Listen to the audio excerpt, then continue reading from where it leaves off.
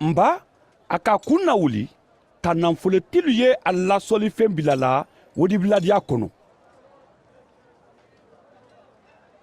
A ka kɛ samuso fantan dɔ fana ye a la wodibana misɛn fila di la. A k'a fɔ ko tun y'a fɔ bolo ma kɛ samuso fantan nin ka mɛn di o ka bon ka tɛmɛ bɛɛ t'a kan. Ba do olu bɛɛ ka donnen de bɔ alu la nafoloba dɔ ka o di kɔni ani ala fantanya fɛn fɛn tɛrɛ a bolo a ka o bɛɛ le di.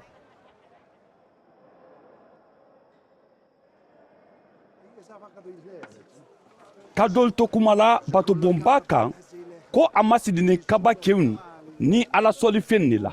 A k'a fɔ ko alu ɲa ye fɛn minnu la nin lon dɔ di na hali a kabakudun kelen tɛ to ɲɔgɔn kan ni a mala fili d'u ma. alu k'a ma ɲininka ko karamɔgɔ o di kɛ waati ɲuman tɔgɔmasere ɲuman ye a waati yira kala. a k'a fɔ ko alu ye alu janto alu yɛrɛ dɔ sa mɔgɔ si kana alu lafili. Ba mɔgɔ siya man di na n tɔ dɔ k'a fɔ ko ne le a di ani waati bara sudunya alu kana alu bila wolu kɔ. alu b'a kɛlɛ k'olu ni muruntili k'olu mɛn alu kana silan. Ba olu le fɔlɔ ka kan ka kɛ kɔni laban tɛna kɛlɛ i kɔrɔ.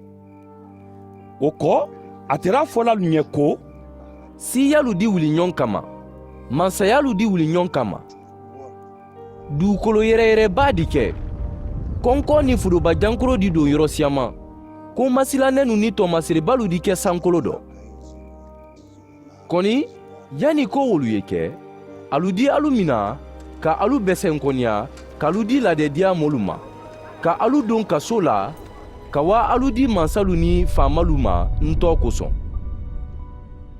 o di kɛ sababu di alu ɲɛ ka na ko lasereya. o dɔ alu ye a la alu kun dɔ ko alu kana alu yɛrɛ dɔ bɛn alu makadankan ma.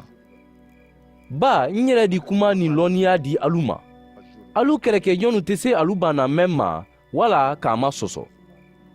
alu di don mɔlu bolo ka fada hali alu moyibalu ni alu bademalu ni alu lɔnbalu ni alu terilu la. alu di alu dolu fa alu di goya bɛɛ ɲɛntɔ kosɔn kɔni alu kunsi kelen pe tɛ halaki.